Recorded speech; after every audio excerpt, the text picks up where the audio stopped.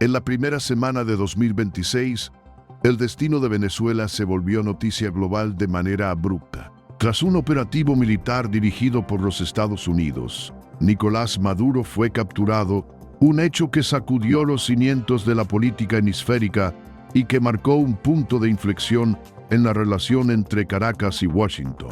Donald Trump proclamó que su país tomaría control temporal de Venezuela y de sus vastas reservas petroleras, anunciando además acuerdos para que el crudo venezolano, entre 30 y 50 millones de barriles, fuera vendido directamente en los mercados internacionales bajo supervisión estadounidense.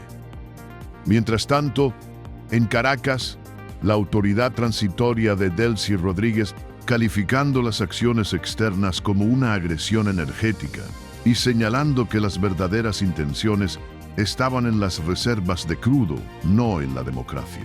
Desde Sudáfrica hasta América Latina se alzaron voces que condenaron la intervención, acusando a Washington de buscar el control real del petróleo venezolano, más allá de los discursos sobre democracia o narcotráfico. Esta serie de acontecimientos no solo sacudió a Venezuela, reavivó un debate global sobre energía, soberanía y poder, porque en el fondo de esta confrontación hay algo más profundo que política. Una de las mayores reservas petroleras del planeta vuelve a estar en juego, y con ello vuelve a latir el corazón de un mundo que no ha dejado de depender del crudo.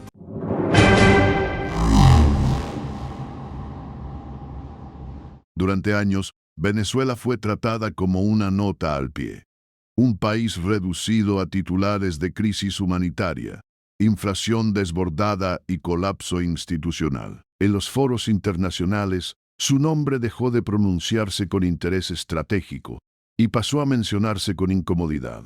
Para los mercados energéticos globales, Venezuela parecía haberse convertido en un vestigio del pasado, una potencia petrolera que ya no lo era. Un gigante inmóvil sobre reservas que nadie podía o quería, y sin embargo, bajo esa aparente irrelevancia, el petróleo nunca desapareció. Permaneció allí, enterrado en las entrañas del Orinoco, como una sombra persistente que el mundo fingía no ver. Durante más de una década, el relato dominante fue el del aislamiento. Sanciones, rupturas diplomáticas y un progresivo deterioro de la infraestructura petrolera parecían haber sellado el destino del país.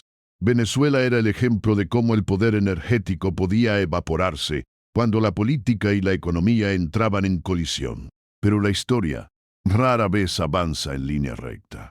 Y el sistema energético global, menos que ninguno. A partir de 2025, el mapa comenzó a tensarse. Guerras prolongadas, interrupciones logísticas, decisiones políticas tomadas a miles de kilómetros de distancia y una transición energética más lenta de lo prometido devolvieron al petróleo un protagonismo incómodo. Los discursos sobre descarbonización seguían presentes, pero la realidad era otra. El mundo seguía necesitando crudo, y no cualquier crudo. Necesitaba volumen, reservas comprobadas, capacidad de suministro. Necesitaba margen.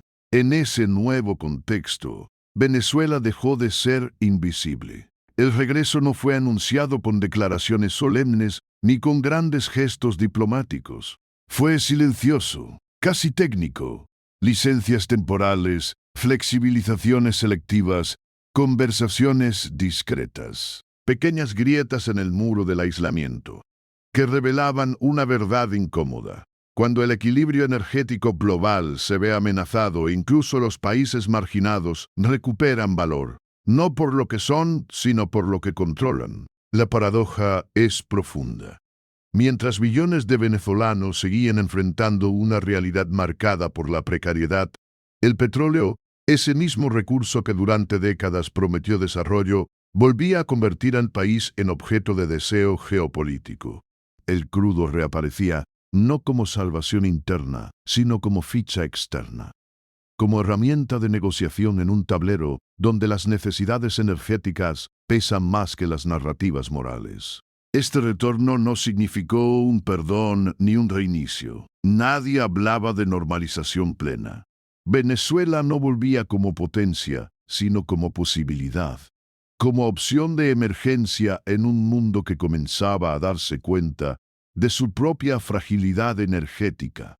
El país no recuperaba el control de la escena. Era la escena la que, empujada por la escasez y la urgencia, giraba nuevamente hacia él. Detrás de este giro hay una constante histórica. El petróleo no responde a simpatías, responde a necesidades. Los mercados pueden ignorar durante años a un productor, pero no pueden borrar sus reservas. Y Venezuela posee algunas de las más grandes del planeta. Durante mucho tiempo, ese dato fue irrelevante. De pronto, volvió a importar. El contraste es brutal. Un Estado debilitado, una industria petrolera deteriorada y una sociedad marcada por la inmigración masiva conviven con el hecho de que el subsuelo venezolano sigue siendo estratégico. Es una coexistencia incómoda, casi cruel. El país es necesitado por el mundo, pero no necesariamente integrado en él. Escuchado, pero no acompañado. Utilizado, pero no rehabilitado. Esta es la paradoja central que define el presente venezolano. Haber sido olvidado cuando el petróleo parecía abundante y recordado cuando volvió a escasear. No por su estabilidad política ni por su fortaleza institucional, sino por la persistencia de un recurso que nunca dejó de estar allí, como una herencia imposible de gastar, pero también imposible de ignorar. La historia que comienza aquí no es la de un renacimiento épico, es la de un retorno condicionado, lleno de ambigüedades. Un regreso al centro del tablero sin garantías, sin aplausos, sin promesas claras. El petróleo vuelve a colocar a Venezuela en la conversación global, pero lo hace bajo nuevas reglas, en un mundo más cínico y más urgente. Y mientras los flujos energéticos se reacomodan y las potencias recalculan sus prioridades, una pregunta permanece suspendida en el aire, sin ser formulada en voz alta. En este nuevo ciclo, ¿quién controla realmente el tiempo del poder petrolero? Antes de convertirse en una ficha geopolítica disputada, el petróleo fue la promesa fundacional del Estado moderno venezolano. A comienzos del siglo XX, cuando el país aún se organizaba alrededor de una economía agraria frágil y desigual, el hallazgo de grandes yacimientos transformó su destino con una rapidez que pocos sistemas políticos podían absorber sin consecuencias. El subsuelo se convirtió en atajo. El crudo ofrecía ingresos inmediatos, divisas abundantes y la ilusión de saltar etapas históricas. La relación entre petróleo y poder nació asimétrica. Las primeras décadas estuvieron dominadas por compañías extranjeras que operaban como enclaves, exportando riqueza mientras el Estado aprendía lentamente a cobrar por ella. Aún así, el flujo de renta fue suficiente para alterar la estructura social. Ciudades que crecieron sin planificación, una burocracia en expansión y una economía cada vez más desconectada de la producción interna. El petróleo no solo financiaba el Estado, lo redefinía. Con el tiempo, esa renta se convirtió en el eje alrededor del cual giraba toda decisión política. Impuestos bajos, gasto público elevado y una ciudadanía acostumbrada a que el bienestar no proviniera del trabajo productivo, sino de la distribución de ingresos petroleros. El Estado se volvió proveedor antes que regulador. Y el petróleo, más que un recurso, se transformó en un sistema de organización del poder. La nacionalización de la industria en los años 70 fue presentada como un acto de soberanía histórica. La creación de Petróleos de Venezuela consolidó la idea de que el país por fin controlaba su destino energético. Durante un breve periodo, esa narrativa pareció sostenerse. La empresa estatal se convirtió en una de las más importantes del mundo, con capacidad técnica, influencia internacional y un flujo de ingresos capaz de financiar proyectos de escala continental. Pero la estructura que se consolidó llevaba una fragilidad interna. Al depender casi exclusivamente del petróleo, la economía venezolana quedó expuesta a los ciclos de precios internacionales. Cuando el crudo subía, el gasto se expandía. Cuando caía, el ajuste nunca llegaba a tiempo. El resultado fue una acumulación silenciosa de desequilibrios. Deuda, inflación contenida artificialmente y una industria nacional incapaz de competir con importaciones financiadas por petrodólares. El petróleo, en lugar de integrarse a una estrategia de desarrollo diversificado, se convirtió en sustituto de ella. Cada crisis se resolvía con más renta, no con reformas. Cada bonanza reforzaba la idea de que el subsuelo era infinito y el tiempo indulgente. En ese contexto, la política se volvió distributiva y cortoplacista. Gobernar significaba repartir, no transformar. Esta lógica moldeó también la cultura del poder. El control del Estado equivalía al control del petróleo, y el control del petróleo garantizaba lealtades. La frontera entre empresa estatal y aparato político comenzó a diluirse. Las decisiones técnicas se subordinaban a necesidades fiscales y electorales. La eficiencia dejó de ser prioridad frente a la urgencia de financiar al Estado y sostener su legitimidad. Paradójicamente, cuanto más petróleo producía Venezuela, menos resiliente se volvía su economía. El país se acostumbró a importar alimentos, bienes industriales y tecnología, confiando en que el crudo pagaría la factura. El petróleo no impulsó la productividad interna, la reemplazó.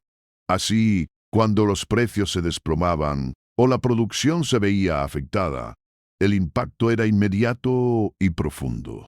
El modelo parecía funcionar mientras el contexto internacional acompañaba.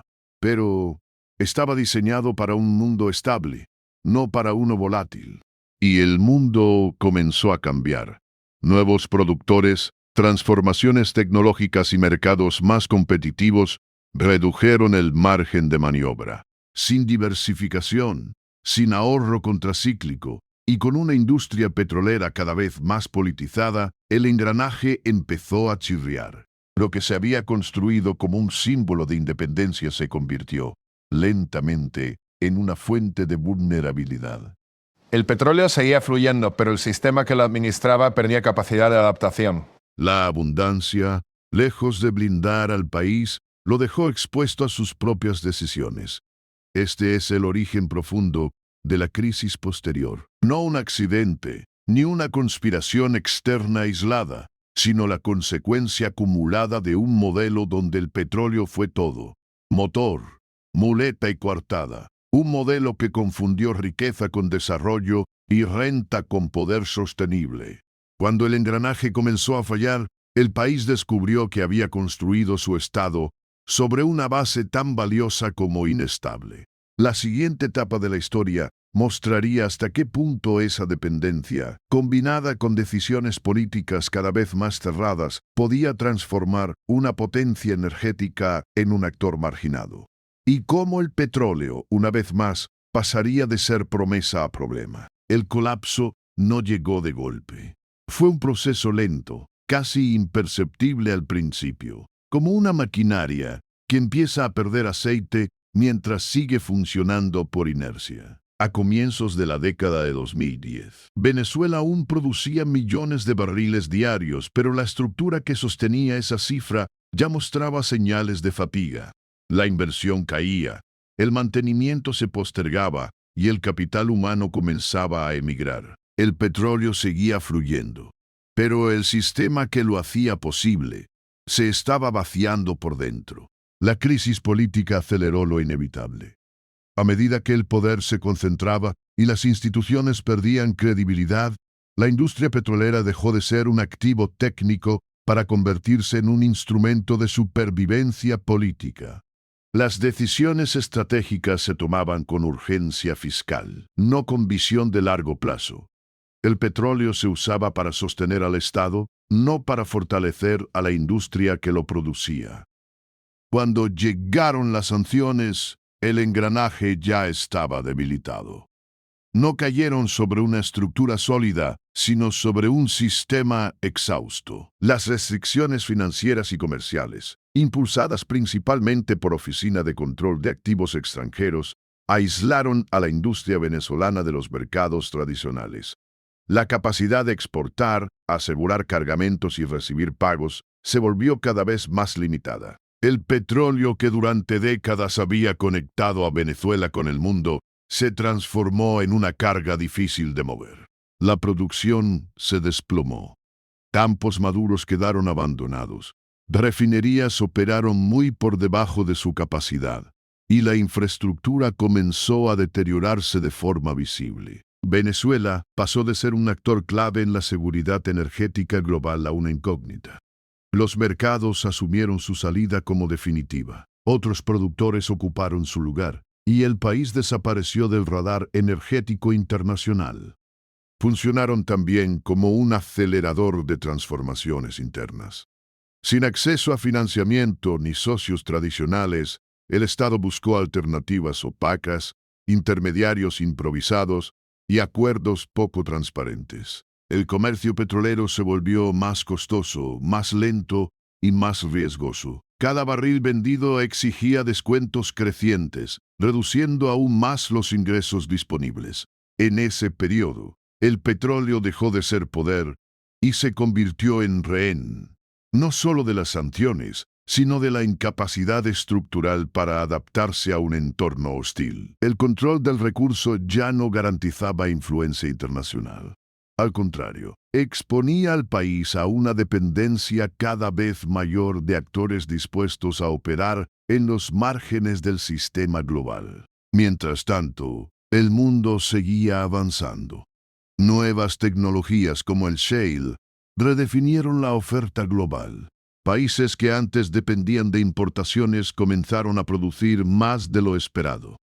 La narrativa de la transición energética ganó espacio, y Venezuela quedó atrapada en un limbo, demasiado dependiente del petróleo para abandonarlo, pero demasiado debilitada para usarlo como antes. Durante años, la idea dominante fue que Venezuela había quedado fuera del juego, un productor marginal incapaz de recuperar su lugar. El petróleo seguía bajo tierra, pero el país había perdido la capacidad de convertirlo en poder real. La atención internacional se desplazó hacia otros focos, y el silencio se instaló alrededor de la industria venezolana. Sin embargo, ese silencio no era definitivo. Bajo la superficie, el crudo seguía allí, esperando un cambio en las condiciones. Y ese cambio no vendría desde Caracas, sino desde el exterior. Porque el sistema energético global, aunque parezca estable, es profundamente sensible a las crisis. Basta una guerra prolongada, una ruptura logística o una decisión política mal calculada. Cuando esas tensiones comenzaron a acumularse, la mirada internacional volvió lentamente hacia los productores olvidados. No por afinidad ideológica ni por un cambio de valores, sino por necesidad. Venezuela reapareció como una opción imperfecta, pero existente. Un recordatorio de que, incluso en declive, las grandes reservas nunca dejan de pesar en el cálculo geopolítico. Así, lo que parecía el final de la historia se transformó en una pausa. Una etapa de reconfiguración silenciosa donde el petróleo venezolano dejó de ser protagonista pero nunca dejó de ser relevante. La caída había sido profunda, pero el recurso seguía intacto. Y en un mundo que comenzaba a sentir nuevamente el vértigo de la escasez, esa diferencia lo cambiaría todo. El poder rara vez se ejerce a plena luz. En el mundo del petróleo, las decisiones más influyentes no siempre se anuncian, se ejecutan. Mientras la atención pública se concentra en discursos, sanciones formales y comunicados oficiales, el verdadero movimiento ocurre en un nivel más bajo, casi administrativo, donde licencias, excepciones y autorizaciones temporales reconfiguran el flujo del crudo sin alterar el lenguaje político. Así fue como Venezuela comenzó a regresar al sistema energético global, no como un actor rehabilitado, sino como una variable necesaria. El mundo de mediados de la década de 2020 se encontró atrapado entre promesas de transición energética y una realidad marcada por la urgencia. La demanda seguía firme, la oferta se volvía frágil y los márgenes de error se reducían. En ese escenario, cada barril contaba. Las sanciones, concebidas como instrumentos de presión, demostraron tener límites cuando entraron en conflicto con la estabilidad energética global. No desaparecieron, pero se volvieron flexibles, selectivas, técnicas. El poder ya no se expresaba solo en prohibiciones, sino en permisos cuidadosamente dosificados. Un equilibrio delicado entre mantener una postura política y evitar disrupciones económicas mayores. Este es el sistema invisible que explica el retorno del interés por el petróleo venezolano. No se trata de un cambio ideológico, sino de un ajuste pragmático. Las grandes potencias no reescribieron sus posiciones, simplemente recalibraron sus prioridades. En un mundo interconectado, la energía no admite vacíos prolongados. Cuando uno se abre, alguien debe llenarlo. Venezuela encajó en ese espacio como una solución incompleta, pero disponible. Sus reservas seguían siendo inmensas aunque su capacidad productiva estuviera mermada.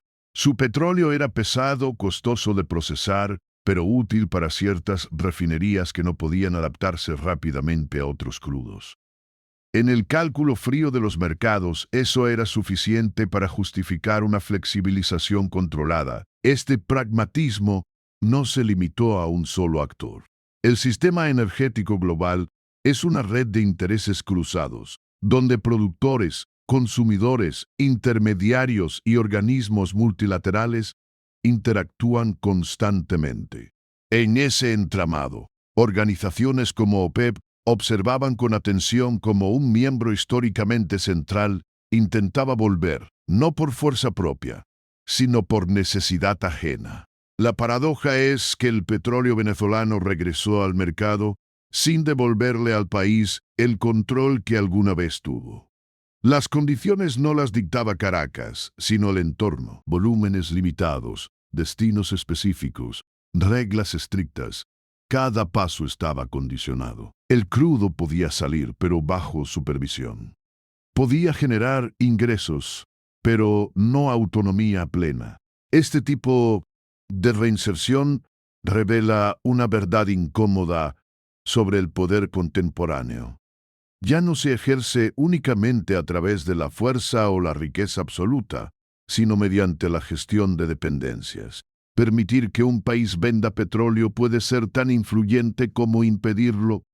El control no está solo en el recurso, sino en el acceso al sistema que lo convierte en valor. Para Venezuela este nuevo rol significó oxígeno económico sin transformación estructural.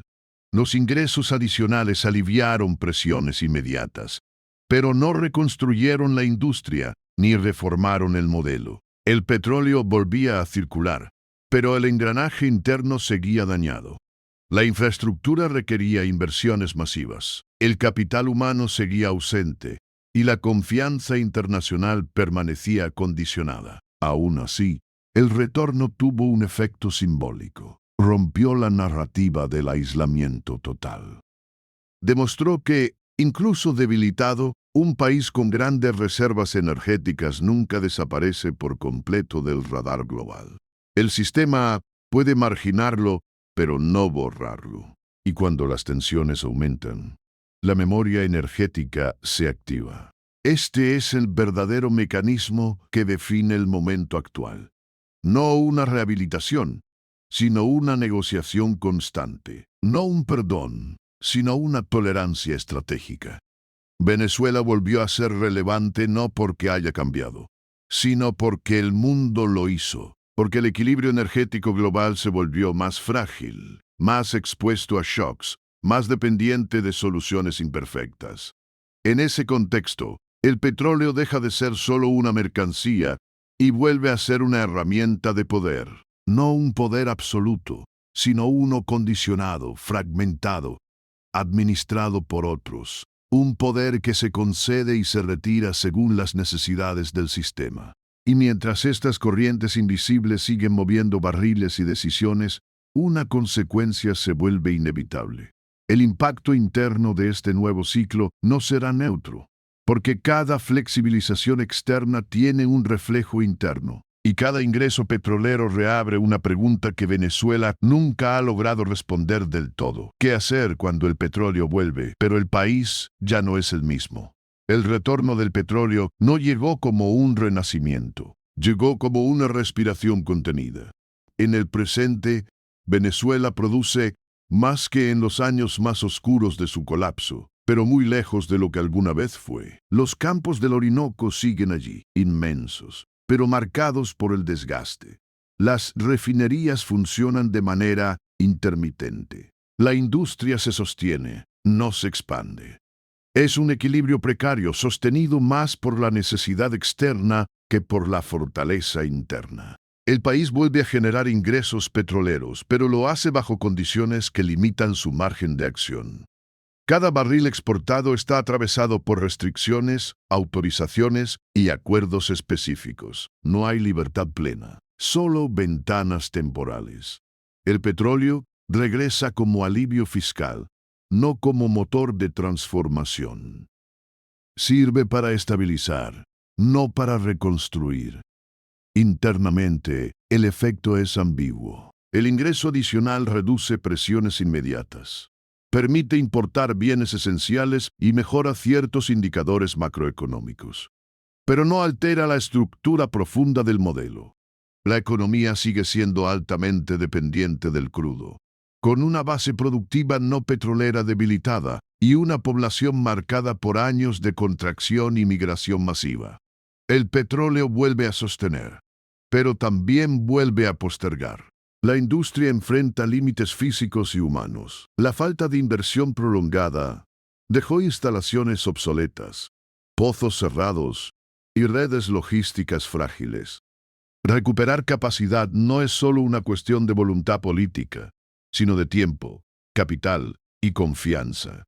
Tres elementos escasos en un entorno donde las reglas pueden cambiar con rapidez y donde el acceso al sistema financiero internacional sigue condicionado. En este contexto, Venezuela ocupa un lugar singular en el tablero global. No es un actor central, pero tampoco marginal. Es una variable de ajuste, un productor que entra en juego cuando el sistema se tensa y se repliega cuando el equilibrio se restablece.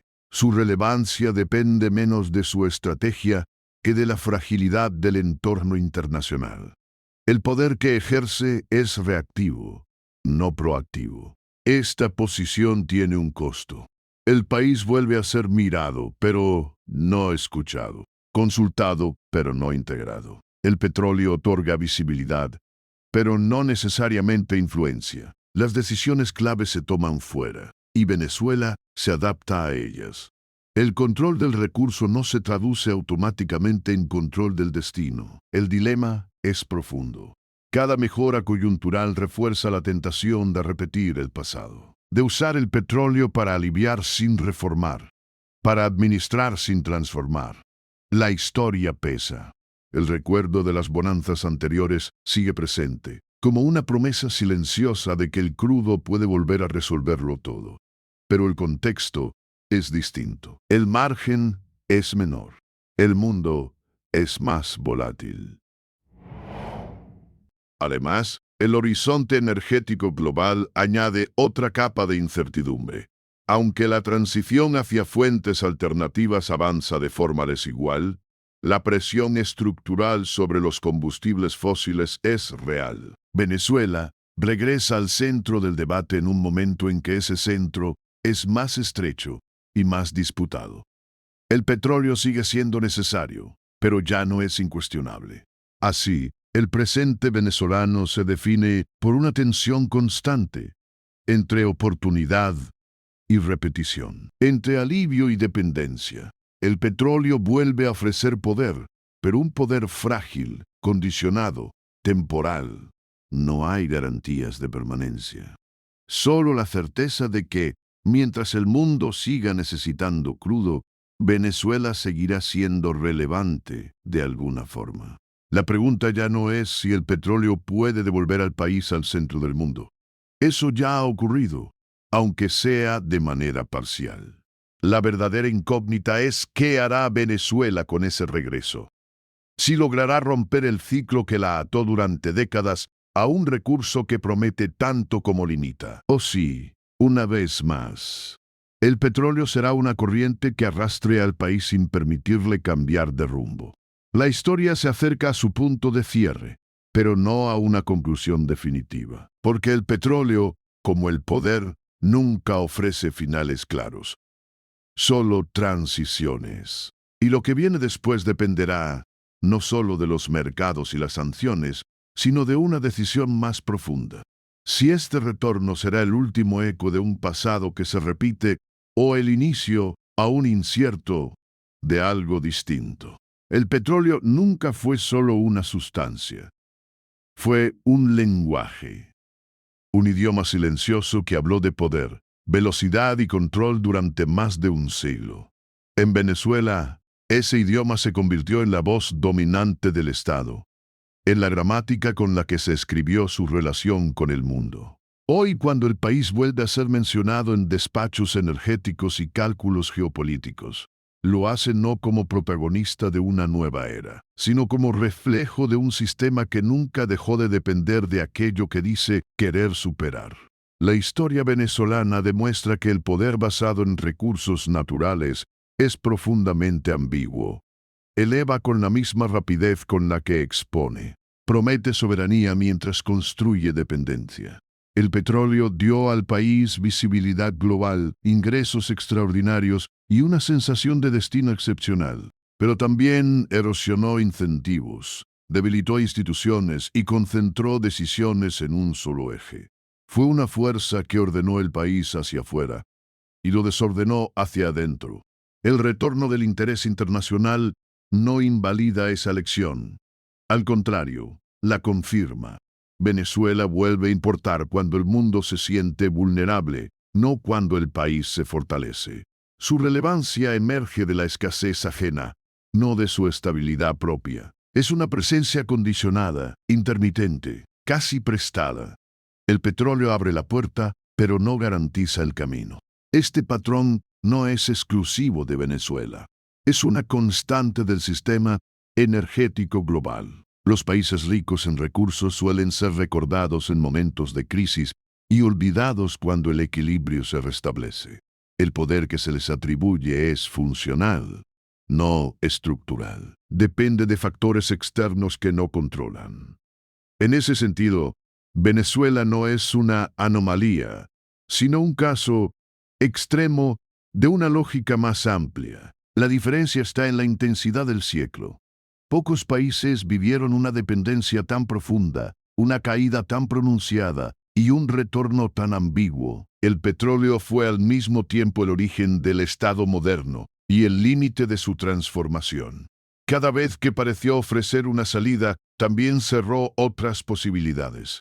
Cada vez que volvió, lo hizo con condiciones nuevas y márgenes más estrechos. Hoy, el mundo se encuentra en una transición incompleta. El petróleo sigue siendo indispensable, pero ya no es incuestionable. Las decisiones energéticas están atravesadas por tensiones climáticas, tecnológicas y políticas. En ese contexto, Venezuela ocupa un espacio incómodo, demasiado rica en crudo para ser ignorada, demasiado frágil para liderar. Su poder es residual, pero persistente. Una sombra larga proyectada por reservas que no se agotan, aunque el tiempo sí. La pregunta que queda no es solo económica ni geopolítica, es histórica. ¿Qué hace un país cuando el recurso que lo definió vuelve a llamar? Pero el mundo que lo rodea ya no es el mismo. Cuando el petróleo ofrece una oportunidad limitada en un sistema que se mueve hacia otra dirección. Cuando el pasado insiste, pero el futuro exige algo distinto. No hay respuestas definitivas, solo una certeza incómoda. El petróleo seguirá siendo un espejo.